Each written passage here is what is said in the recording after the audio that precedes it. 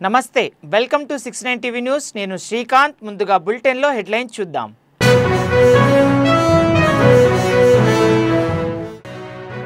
ప్రభుత్వం గ్రూప్ 1 విద్యార్థులతో చెలగాటమాడడం ఎంతవరకు సమంజసం పాస్ అయిన విద్యార్థులకు మెరిట్ ద్వారా ఉద్యోగ అవకాశాలు కల్పించాలన్న ఆర్ కృష్ణయ్య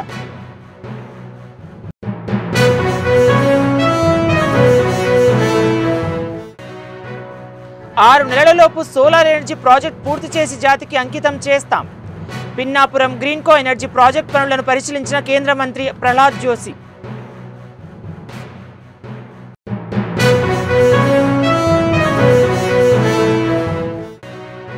చట్టాలపై నిరసన పేరుతో పశ్చిమ బెంగాల్లో హిందువులపై దాడులు చేస్తున్నారు తక్షణమే రాష్ట్రపతి పాలన విధించాలన్న విద్యా హిందూ పరిషత్ డిమాండ్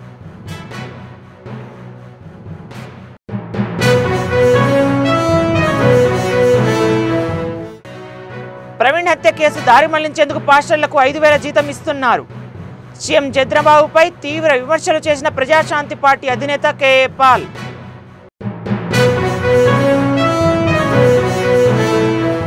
ఇక డీటెయిల్స్ చూద్దాం గ్రూప్ 1 పరీక్షకు జియో నెంబర్ 29ని రద్దు చేసి జియో నెంబర్ 55ను అమలు చేయాలని నిరుద్యోగ జేఏసీ చైర్మన్ నీల వెంకటేశం ప్రభుత్వానికి డిమాండ్ చేశారు ప్రభుత్వం ఇందిరా పార్క్ వద్ద నిరుద్యోగ జేఏసీ ఆధ్వర్యంలో ధర్నా నిర్వహించారు ఈ కార్యక్రమానికి ముఖ్య అతిథిగా బీసీ సంక్షేమ సంఘ జాతీయ అధ్యక్షుడు ఆర్ కృష్ణయ్య హాజరై ధర్నాకు సంఘీభావం తెలిపారు ఈ సందర్భంగా ఆయన మాట్లాడుతూ రాష్ట్ర ప్రభుత్వం విద్యార్థులతో చెలగాటమాడడం ఎంతవరకు సమంజసమని ప్రశ్నించారు గ్రూప్ 1 పరీక్షలో అవకతవకలు జరిపి విద్యార్థులను రోడ్డున పడేయడం అన్యాయం అన్నారు పాస్ అయిన విద్యార్థులకు మెరిట్ ద్వారా ఉద్యోగ అవకాశాలు కల్పించాలని డిమాండ్ చేశారు ఇలా పుస్తకాల్లో పురుగుల్లాగా చదువుకొని గ్రూప్ 1 ఆఫీసర్ని అయితే రాష్ట్ర ప్రభుత్వాన్ని యంత్రాంగాన్ని చక్కదిద్దే అవకాశం మాకు కలుగుతుందని చెప్పి మరి ఇలా ఆర్ కృష్ణ నేతృత్వంలో కొట్లాడి తెచ్చుకున్న నోటిఫికేషన్లలో కూడా ఇంత అన్యాయం జరుగుతాయి నిరుద్యోగులు ఎవరికి గోడు విన్నవించుకోవాలి ఇలా ముఖ్యమంత్రి గారు రేవంత్ రెడ్డి గారు సమర్థు మరి నిరుద్యోగుల పక్షాన ఉన్నటువంటి నాయకుడు అని చెప్పి ఇలా భుజస్కంధాల మీద మోసి కాంగ్రెస్ ప్రభుత్వాన్ని తెచ్చుకున్న తర్వాత కూడా రాష్ట్ర ప్రభుత్వంలో ఇన్ని ఇబ్బందులు గురవుతున్నా కానీ మరి రాష్ట్ర ప్రభుత్వ అధికారులు కళ్ళు తెరవరా ఇన్ని అవకతవకలు జరుగుతున్నా పట్టించుకోరా ఇవాళ మేము ఏమడుగుతున్నామంటే వెంటనే 29 జీవోను రద్దు చేసి 55 జీవోను అమలు చేయాలని చెప్పి అదేవిధంగా ఆర్ కృష్ణ గారి నేతృత్వంలో రిజర్వేషన్ రోస్టర్ ప్రకారంగా ఎన్నోసార్లు చెప్పాం హైయెస్ట్ మెరిట్ మార్కులు వచ్చిన వాళ్లకు ఓపెన్ కేటగిరీలో తీసుకొని తర్వాత ఓపెన్ కేటగిరీ కట్ ఆఫ్ అయిపోయిన తర్వాత రిజర్వేషన్ల ప్రక్రియను మొదలు పెట్టాలని చెప్పి ఎన్నోసార్లు చెప్పినా కానీ ఇలా ఎస్సీ ఎస్టీ బీసీ మైనారిటీ బిడ్డలను ఓపెన్ కేటగిరీలో తీసుకోకుండా ఎక్కువ మార్కులు వచ్చిన రిజర్వేషన్లలో పడేయడం వల్ల ఎన్నో ఉద్యోగాలు మేము కోల్పోతున్నాము ఎన్నో అన్యాయాలు జరుగుతున్నాయని చెప్పి రాష్ట్ర ప్రభుత్వానికి డిమాండ్ చేసినా పట్టించుకోవడం లేదు దున్నపోతు మీద వర్షం పడితే ఏ విధంగా అయితే దులుపుకుంటుందో ఆ విధమైన వ్యవహార శైలి తప్పదు మీరు వెంటనే నోటిఫికేషన్ రద్దు చేస్తారా మరి జరిగినటువంటి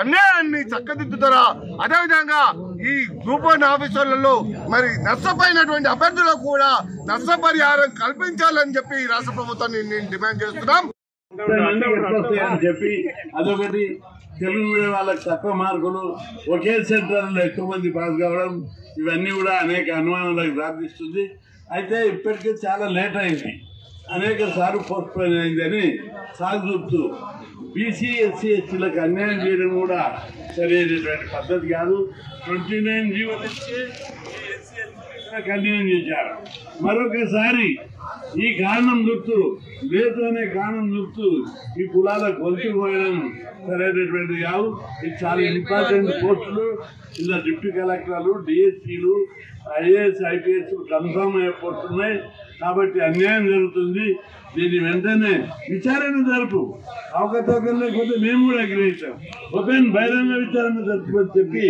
నేను ఈ సందర్భంగా ప్రభుత్వాన్ని డిమాండ్ చేస్తున్నా తప్పులు జరగవచ్చు ఏ లెవెల్ జరిగింది చైర్మన్ లెవెల్ అన్నా క్లారికల్ లెవెల్ అన్నా సెంట్రల్ లెవెల్ అన్నా ఎక్కడ జరిగిందో విచారణ జరుపు ఓ చైర్మన్ చేసిందని మెంబర్లు చేసిందని నేను చెప్పడం లేదు విచారణ జరుపు తప్పులు కనిపిస్తున్నాయి ఆ విచారణ ఎవరి లెవెల్లో జరిగిందో మీరు ఇవన్నీ కూడా చేయాలని చెప్పి విచారణ జరిపించాలని చెప్పి డిమాండ్ చేస్తారు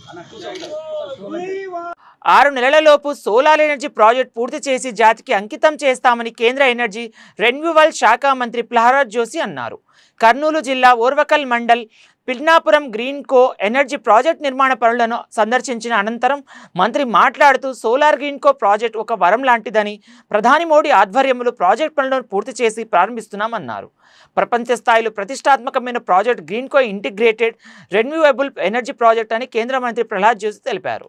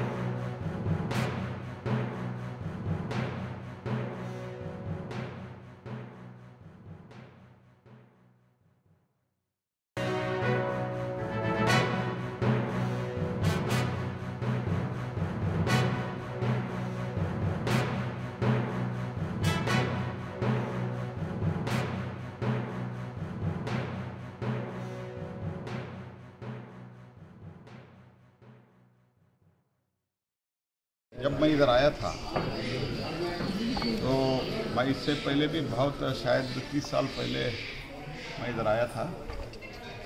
मेरे कुलदेवता भी नरसिंह स्वामी है, लेकिन मेरा कुलदेवता नरसिंह स्वामी बीजापुर का तुर्वी नरसिंह है, लेकिन नरसिंह स्वामी तो नरसिंह स्वामी होता है, तो इसलिए नरसिंह स्वामी मेरा कुलदेवता है। ये कुलदेवता के बहुत बड़ा मंदिर है, ये मैं जानता था, लेकिन कर्नूल से सिर्फ 2 घंटा का रास्ता है, ये मुझे पता नहीं था।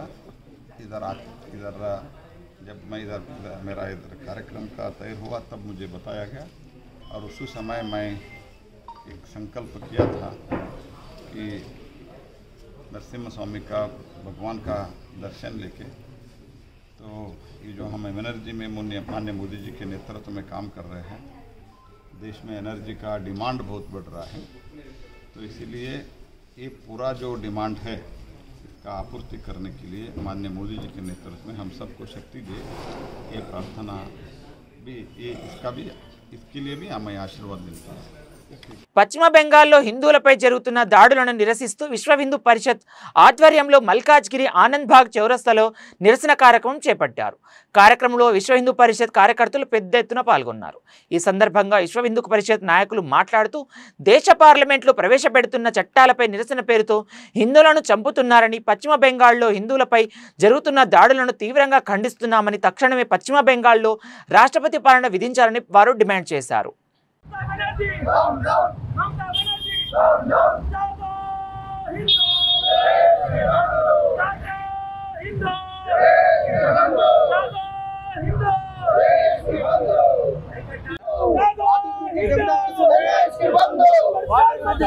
हिंदू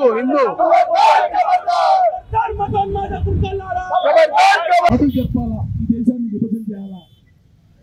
వాళ్ళు పాకిస్తాన్ గెలిస్తే ఈ రోజున భారతదేశంలో అనేక నగరాల్లో వాళ్ళ జెండా సంబరాలు చేసుకునే సౌభాగ్య స్థితిలో పడుతుంది. ఈ రోజు మిత్రులారా మీరందరూ గమనించాలి, ఈ రోజు దేశంలో శానిటైజేషన్ అంటే మీ ఇంటికి వచ్చి చెత్త ఎత్తేవాడి నుంచి మొదలు పెట్టుకుంటే అనేక మంది రోహింగ్యా ముస్లింలు ఉన్నారు. నేను ప్రత్యక్షంగా రోహింగ్యా ముస్లింతో జైలున్న ఈ నగరం నడిబడ్డు గడ్డలో ఉన్న CCS లో పోయినటువంటి రోహింగ్యా ముస్లింలకు రోజు బిర్యానీ పెట్టి పోషిస్తున్నా లేదా మీకు తేలుతుంది. దమ్ముంటే పాత్రికేయులైనా కెమెరా తీసుకెళ్ళి చూడమని చెప్పండి, మీకు నిజం నిగ్గు తేలిపోతుంది. ప్రతిరోజు ఆధార్ కార్డులు లేకుండా వచ్చిన వాళ్ళందరూ కూడా ఈరోజు ఆధార్ కార్డులు చేసుకొని ఇక్కడ సభ్యులుగా మారి ఇక్కడ పథకాలు తీసుకుంటూ మళ్ళీ ఈ దేశంపైనే దుమ్మెత్తి పోసేటువంటి పరిస్థితి వచ్చిందంటే ఇది ఎవరి తప్పు? మీరు ఆలోచన చేయాలి. ఈ దేశం ఈ గడ్డ మీద పుట్టలోనికి ఈ గడ్డ మీద ప్రేమ ఏ విధంగా ఉంటుందో మీరు అందరూ ఆలోచన చేయండి. ఈరోజు భారతదేశాన్ని రక్షించుకోవాలి అంటే కఠినమైన చట్టాలు రావాల్సి ఉంది. పశ్చిమ బెంగాల్లో ఏ విధంగానైతే హిందువులపైన ఊచ కోత చేసి ఈరోజు మరి మన హిందువులందరినీ, హిందూ సమాజాన్ని యావత్ భారతదేశాన్ని భారత ప్రభుత్వాన్ని భయపెట్టాలనేటువంటి ఒక ప్రయత్నం చేస్తా ఉన్నారో దీన్ని అడ్డుకట్ట వేయాల్సిన బాధ్యత ప్రతి హిందువులంటే వేరే లేదు, హిందువులు మైనార్టీలుగా అయిపోతున్నారు. ఈ దేశాన్ని ప్రేమించేవారు ఈ దేశంలో మైనార్టీలుగా ఉండడం మీకు ఇష్టమా అని ప్రజలను అడుగుతా ఉన్నా. ఈ రోజు దీన్ని మనము ఏకీకృతమై సంఘటితమై అడ్డుకోకపోతే రేపొద్దున మనందరినీ కూడా ఏ విధంగా కాశ్మీర్లో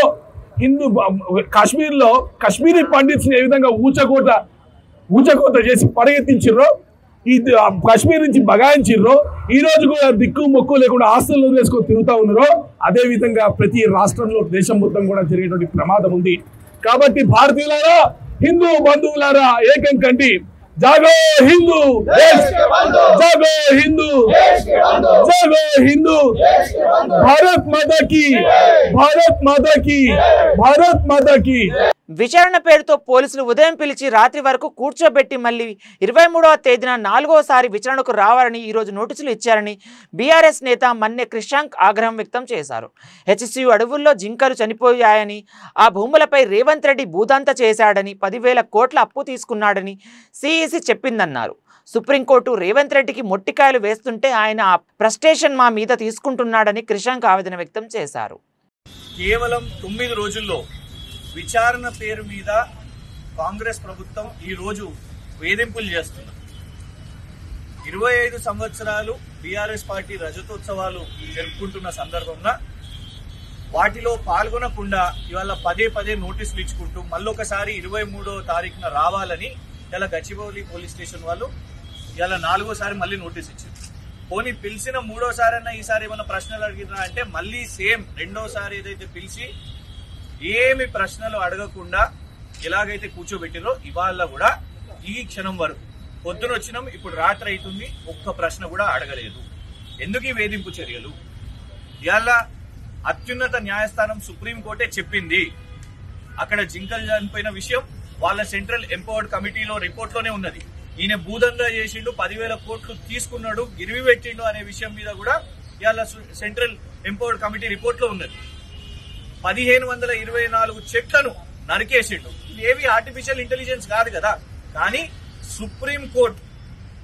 సుప్రీంకోర్టు ఆయనని వాళ్ళ తప్పు పట్టేసరికి ఇవాళ రేవంత్ రెడ్డి ఏమనుకుంటున్నాడు అంటే పొట్టోని కదా పొడుగోడు కొడతారని అనుకుంటున్నాడు. కానీ పొడుగోని పోషమతల్లి కొడతారు అన్నట్టు సుప్రీంకోర్టు ఆయనను మొటికాయలు కొట్టింది. ఆయన ఫ్రస్ట్రేషన్ అంతా మా మీద తీస్తున్నాడు. ఇవాళకి కూడా తప్పును ఒప్పుకుంటలేరు. కాంగ్రెస్ మంత్రి శ్రీధర్ బాబు గారు కూడా social media campaign supreme court judge నమ్మిందంట. అంటే సుప్రీంకోర్టు ఇవాళ అది ఇచ్చిన రిపోర్టును వాళ్ళు చేసిన అబ్జర్వేషన్స్ ని కూడా కాంగ్రెస్ ప్రభుత్వం తప్పుపట్టే పరిస్థితి వచ్చింది. ఇవాళ కాంగ్రెస్ మంత్రులు అసలు వాస్తవానికి వాళ్ళ మీద కేసులు పడాలి. తప్పుడు అవాస్తవాలు చెప్తూ ఇవాళ జింకలు చనిపోవడానికి కారణమైంది కాంగ్రెస్ ప్రభుత్వం. దీని విషయం మీద మా న్యాయవాదులు కూడా ఖచ్చితంగా ఈ వేధింపులు ఎందుకు చేస్తున్నారు, ఒక్క ప్రశ్న అడగకుండా కూడా పదే ఎందుకు పిలుస్తున్నారు, దాని విషయం మీద ఖచ్చితంగా న్యాయ పోరాటం చేస్తాం. ఈ అనవసరమైన బెదిరింపులకు వేధింపులకు భయపడేది సమస్యనే లేదు. డెఫినెట్ గా రేవంత్ రెడ్డి గారి ప్రభుత్వాన్ని ఎదుర్కొంటూనే ఉంటాం. సీఎం చంద్రబాబు నాయుడుపై ప్రజాశాంతి అధ్యక్షుడు కేఏపాల్ తీవ్ర విమర్శలు చేశాడు. ప్రవీణ్ పగడాల హత్య కేసును దారి మళ్లించేందుకు ఏపీలో పాస్టర్లకు 5,000 జీతం ఇస్తున్నారని ఆరోపించారు. 8,000 మందికి జీతం ఇస్తే మిగతా 80,000 మంది పాస్టర్ల పరిస్థితి ఏమిటని ప్రశ్నించారు. ఇది దృష్టి మళ్లింపు వ్యూహమని, అవినీతి పార్టీలను వీడి ప్రజాశాంతి పార్టీలో చేరాలని సందర్భంగా ఆయన పిలుపునిచ్చారు. ఆంధ్రప్రదేశ్ ముఖ్యమంత్రి Chandrababu Naidu good Friday good news 8,000 మంది పాస్టర్లకు నెలకు 5,000 రూపాయలు ఇస్తున్నామని ఇప్పుడు ఇవ్వడం ఏంటి అంటే ప్రవీణ్ పగడాలది హత్య అని కోట్ల మంది క్రైస్తవులు, ముస్లింలు, హిందువులు బయటకు వస్తే నోరు మూయించడానిక పాస్టర్ల ద్వారా? మీరు హిందువుని క్రైస్తవులు చేసేస్తున్నారని రెచ్చగొట్టే మాటలు చంద్రబాబు నాయుడు గారు ఇచ్చారు కదా. ఆ తర్వాతే కదా పవన్ కళ్యాణ్ స్టార్ట్ చేశాడు. ఇప్పుడు 8,000 మంది క్రైస్తవ పాస్టర్లకి 5,000 ఇస్తే మరి 80,000 మంది పాస్టర్ల సంగతి ఏంటి? 1,000 మంది ములనాల సంగతి ఏంటి? 1,000 మంది హిందూ ప్రీస్టుల సంగతి ఏంటి? అందరికీ ఆర్టికల్ 14 ప్రకారం న్యాయం చేయాలి కదా. దైవజనులారా, మన ఆత్మను మనం అమ్ముకుంటావా ఇస్కరియోతు యూదాలాగా? అయినా ఆయన సొంత డబ్బు లక్షల కోట్లు దేవని మనకి ఇస్తున్నారా? ₹1,00,000 లేని చంద్రబాబు ఈరోజు లక్షల కోట్లు ఆస్తిపరుడు ఎలా అయ్యాడని అందరూ ప్రశ్నిస్తున్నారు. రండి కలిసి పోరాడదాం, మనం అమ్ముడు పోవద్దు, మన పార్టీని మనం గెలిపించుకుందాం. 7569441275 ఈ కుటుంబ కుల అవినీతి పార్టీలకి గుడ్ బై చెప్దాం, మనల్ని మనం కాపాడుకుందాం. ఈ వీడియో అందరికీ షేర్ చేయండి. బీసీలంతా ఐక్యంగా పోరాడితే పార్లమెంటులో బీసీ బిల్లు సాధ్యమవుతుందని బీసీ నేతలు ఉద్ఘాటించారు. తెలంగాణ రాష్ట్ర ప్రభుత్వం శాసనసభలో తీర్మానం చేసిన విద్య, ఉద్యోగ, స్థానిక సంస్థలు ప్రవేశపెట్టిన బీసీల 42% రిజర్వేషన్ బిల్లును పార్లమెంటులో ఆమోదించి 9వ షెడ్యూల్లో చేర్చాలని డిమాండ్ చేస్తూ హైదరాబాద్ ఇందిరా పార్క్ ధర్నా చౌక్ వద్ద బీసీలు మహాధర్నాను తెలంగాణ బీసీ సంక్షేమ సంఘ రాష్ట్ర అధ్యక్షులు మేకపోతుల నరేందర్ గౌడ్ ఆధ్వర్యంలో నిర్వహించారు. ఈ మహాధర్నా కార్యక్రమానికి ముఖ్య అతిథులుగా పార్లమెంట్ సభ్యులు ఆర్ కృష్ణయ్య, మాజీ పార్లమెంట్ సభ్యులు వి హనుమంతరావు, శాసనసభ మండలి మాజీ చైర్పర్సన్ మధుసూదన్ చారి హాజరై మాట్లాడారు. 42% బీసీ బిల్లును పార్లమెంటులో ప్రవేశపెట్టి 9 షెడ్యూల్లో అమలు చేయాలని అడుక్కుంటే వచ్చేది భిక్ష, పోరాడితే సాధించుకునే వాటా అని అన్నారు. నరేంద్ర మోడీ 10 ఏళ్ళు ఉన్నాడు. రియలీ ఐఎమ్ అప్రిషియేటింగ్ 10 years ఉన్నాం. కానీ ఈయన ఏమన్నాడు? జిత్తినా ఇచ్చేదారి యుద్ధి భాగీదారి అన్నాడు. ఎంత జనం ఉన్నారో వారికి సమానంగా వారి ప్రాతినిధ్యం ఉండాలన్నాడు. అదే తర్వాత రాష్ట్రంలో 10 జిల్లాలు తిరిగిన తర్వాత జయశంకర్ సంగతి నేను చెప్తా. జయశంకర్ గారు నేను భోంచేస్తున్నాం. ఎవరు మన కేంద్రంలో మించి ఉన్నప్పుడు ఎవరు కె చంద్రశేఖరరావు భోజనం చేసేటప్పుడు ఆయన జర స్పీడ్గా ఉంటాడు భోజనం అప్పుడు, తెలుసు కదా. నేను మిగతా చెప్పను. చేసేటప్పుడు మన జయశంకర్ గారిని ఉపశమనాల కోసమో ధర్నాలు చేస్తే సమస్యలు పరిష్కారం కావు. ఈ దేశంలో సమస్యలు పరిష్కరించబడుతున్నటువంటి తీరును చూస్తే దేశానికి స్వాతంత్రం రావడం కానీ, తెలంగాణ రాష్ట్రం సాధించుకోవడం కానీ ప్రజా చైతన్యం ద్వారా, ప్రజాశక్తి ద్వారా, ప్రజా ఉద్యమాల ద్వారానే సాధ్యమైంది. కాబట్టి మనం వ్యక్తులుగా ఇక్కడ కూర్చున్నంత హామీని చిత్తశుద్ధితో నిలబెట్టుకుంటారనేటువంటి ఆలోచనతో ఏ కొంచెం మేలు చేసినా మేలు చేస్తామనేటువంటి హామీ ఇచ్చినా నమ్మేటువంటి బీసీ బలహీన వర్గాల ప్రజలు అధికారం కట్టబెట్టిన తర్వాత జరిగినటువంటి పరిణామాలను, ఈ రోజు జరుగుతున్నటువంటి వ్యవహారాన్ని కూడా మనం చూస్తా ఉన్నాం. రిజర్వేషన్లు వస్తాయి. తెలంగాణ ఒకసారి ఎగిసి పడాలి దేశంలో. ఎందుకంటే తమిళనాడులో పెరియార్ నాయకత్వం లోపల ఒక మూమెంట్ వచ్చింది బాగా. అయితే జయలలిత ఎప్పుడైతే 69% రిజర్వేషన్లు పెట్టిందో ఆమె పార్టీల మద్దతు ఇచ్చాయి. అందరి రాజ్యాంగంలో ఉన్నది, నోటిఫికేషన్ ఇస్తే జరపొచ్చారని. దీని మీద కూడా చర్చ జరగాలి. న్యాయ నిపుణులతో, ఎక్స్పర్ట్ తోటి చర్చ జరపాలి. అదేవిధంగా విద్యా ఉద్యోగాలలో అయితే ఖచ్చితంగా రాజ్యాంగానికి 9వ షెడ్యూల్ పోవాలి. అవసరమైతే రాజ్యాంగాన్ని సవరించాలి. రాజ్యాంగం బీసీల ఐక్యత, జై బీసీ, బీసీల ఐక్యత, బీసీల ఐక్యత. అన్నగారు సుధాకర్ అన్నగారు జై బీసీ, చట్టసభల్లో 42% రిజర్వేషన్లు సాధిద్దాం, సాధిద్దాం, జై బీసీ. ఇన్ఛార్జ్ మంత్రిగా అనంతపురం జిల్లాలో మంత్రి టీజీ భరత్ పర్యటిస్తున్నారు. ఈ సందర్భంగా ఆయన మాట్లాడుతూ ఎన్డీఏ పార్టీల మధ్య చిన్న చిన్న విభేదాలు సహజమే అన్నారు. ఇవన్నీ ఒక కుటుంబంలో సభ్యుల మధ్య జరుగుతున్నవేనని, అవన్నీ చర్చించుకునే అందరం ఐక్యంగా ముందుకు వెళ్లాలని స్పష్టం చేశారు. పనిలేని వారే తిరుమల గోశాల గురించి దుష్ప్రచారం చేస్తున్నారని ఆరోపించారు.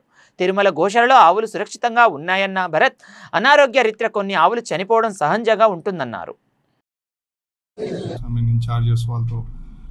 డిస్కషన్ జరగడం జరిగింది. సో బేసిక్లీ 10 months అయింది మన ప్రభుత్వం వచ్చి. సో ఎక్కడా ఇష్యూస్ లేకుండా, కార్యకర్తల దగ్గర కూడా ఏం ఇష్యూస్ లేకుండా 3 పార్టీలు కలిసిమెలిసి ఇంకా ముందుకు ఎట్లా స్ట్రాంగ్గా రేపు వచ్చే ఎలక్షన్స్లో ఎట్లా బాగా చేసుకోవాలా, ఏమైనా ఇష్యూస్ ఉంటే సార్ట్అవుట్ చేసుకునే దాని విషయంలో ఈరోజు డిస్కషన్స్ జరగడం జరిగింది. సో జనరల్గా ఒక కుటుంబంలో 4-6 మంది ఉన్నప్పుడు కూడా చిన్న చిన్న ఉంటాయి. అది పెద్ద ఇష్యూస్ కాకుండా ఎప్పటికప్పుడు మాట్లాడుకొని మనం సాల్వ్ చేసుకుంటే ఎప్పటికి ఏం ఇష్యూస్ లేకుండా ఉండేదానికే ముఖ్య ఉద్దేశంతో ఈరోజు మీటింగ్ పెట్టడం జరిగింది. సో సమస్యలు ఎమ్మెల్యేస్ దగ్గర కొన్ని ఇష్యూస్, లేకపోతే ఎన్డీఏ పార్ట్నర్స్ దగ్గర ఉండే ఇష్యూస్ వాళ్ళతో మాట్లాడుకొని అన్నీ సాల్వ్ చేసుకోగలిగినాము. కలెక్టర్ గారితో కొన్ని ఇష్యూస్ మాట్లాడేది ఉంది, ఎస్పీ గారితో కొన్ని ఇష్యూస్ మాట్లాడేది ఉంది. నాకు ఏదైతే దృష్టికి తెచ్చారో అవన్నీ కూడా మాట్లాడి సాల్వ్ చేసుకునే, ఆ గోమాతల్ని కాపాడాలనే ఉద్దేశం వాళ్ళకి ఎప్పుడూ లేదు. ఇప్పుడు కర్నూలులో గోశాల ఉందండి, దాదాపు 1000 ఆవుల పైన ఉంటాయి. అక్కడ కూడా ఆవులు చనిపోతుంటాయి కొన్ని కారణాల వల్ల. అంటే బాగా చూసుకోవడం లేదనేది ఉద్దేశం ఊరికి క్రియేట్ చేసి సబ్జెక్ట్ని పొలిటికల్గా ఏదో సబ్జెక్ట్ని క్రియేట్ చేయాలంటే మాత్రం కరెక్ట్ కాదు. సో యాక్చువల్గా అక్కడ చాలా పర్ఫెక్ట్గా ఉంది, అక్కడ ఏమి ఇష్యూస్ లేదు. Just to create some sensation ఏదో క్రియేట్ చేయాలని చెప్పి ఉద్దేశం వాళ్ళకి. ఎందుకంటే జాబ్లెస్ ఉన్నారు వాళ్ళకి. సో జాబ్లెస్ ఉన్నప్పుడు ఏదో ఒకటి చెప్పాలా. స్టెప్ బై స్టెప్ స్ట్రక్చర్గా ఎవరికి ఏమి ఇష్యూస్ కాకుండా చూసుకునే బాధ్యత మా పైన ఉంది, మేము చూసుకుంటాం. చాలా ఇచ్చాము కదండి, కార్పొరేషన్ ఇచ్చాము, డైరెక్టర్లది అయినాయి, మెంబర్స్ అయినాయి, ఈవెన్ టెంపుల్ కమిటీస్ కూడా అంతా ఇచ్చాడు, ఇంకా ఆల్రెడీ డిక్లేర్ అయ్యే దాంట్లో ఉంది. సో అన్ని సార్ట్ అవుట్ చేస్తారండి, నో ఇష్యూస్. అట్లా ఎక్కడ అంటే మేము కూడా ఇప్పుడు ఇంటర్నల్ గా డిస్కస్ చేసినప్పుడు మామూలుగా వేరే పార్టీ వాళ్ళు వైఎస్ఆర్సీపీ వాళ్ళు షెల్టర్ తీసుకోవాలని, ఇప్పుడు ఎన్డీఏ 3 పార్టీలు ఉన్నాయి, ఇక్కడ బ్లాక్ లిస్ట్ అయింటారు అనుకుంటూ ఇంకో పార్టీలో పోయి షెల్టర్ తీసుకోవాలని అనుకుంటూ ఉంటారు. బట్ ఇక్కడ డిస్కస్ చేసుకొని మ్యూచువల్ గా అన్ని పార్టీస్తో ఏమి ఇష్యూస్ లేకుంటే ఆ పార్టీలో తీసుకోవాలనే ఉద్దేశంతో కూడా మేము డిస్కస్ చేయడం జరిగింది.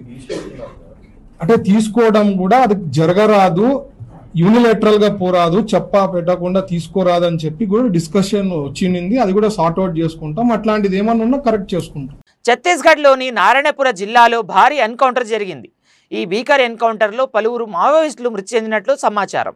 కసోత్ కుమారుడి అడవిలో ఎన్కౌంటర్ కొనసాగుతోంది. సంఘటన స్థలం నుంచి ఆయుధాలు, మందుగుండ్లు సామాగ్రిని పోలీసులు స్వాధీనం చేసుకున్నారు. ఇంకా పూర్తి వివరాలు తెలియాల్సి ఉంది.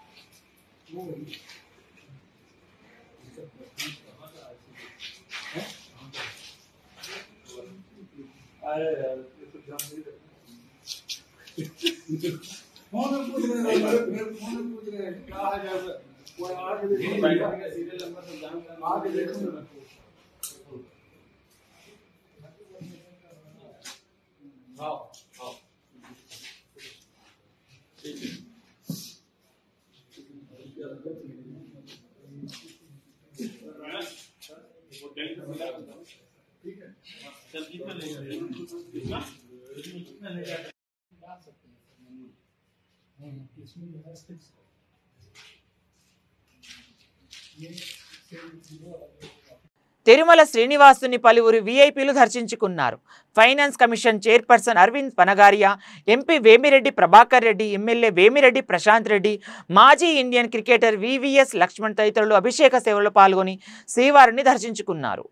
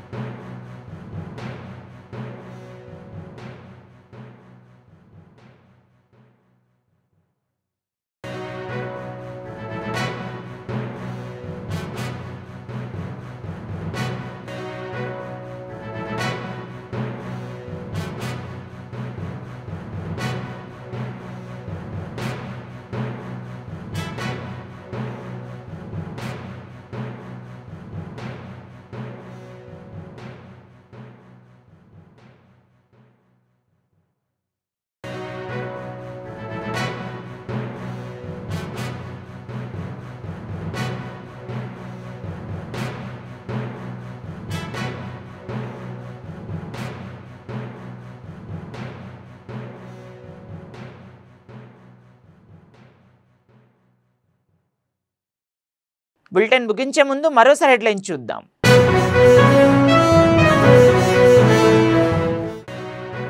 ప్రభుత్వం గ్రూప్ 1 విద్యార్థులతో చెలగాటం ఆడడం ఎంతవరకు సమంజసం? పాస్ అయిన విద్యార్థులకు మెరిట్ ద్వారా ఉద్యోగ అవకాశాలు కల్పించాలన్న ఆర్ కృష్ణయ్య.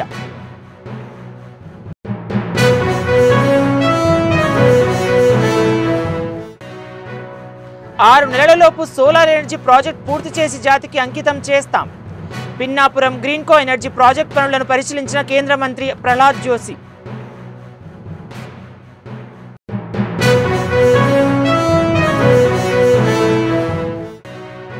చట్టాలపై నిరసన పేరుతో పశ్చిమ బెంగాల్లో హిందువులపై దాడులు చేస్తున్నారు.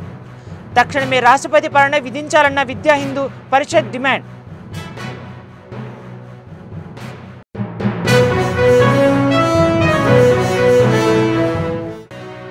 ప్రవీణ్ హత్య కేసు దారి మళ్లించేందుకు పాస్టర్లకు 5,000 జీతం ఇస్తున్నారు. సీఎం చంద్రబాబుపై తీవ్ర విమర్శలు చేసిన ప్రజాశాంతి పార్టీ అధినేత కేఏ పాల్.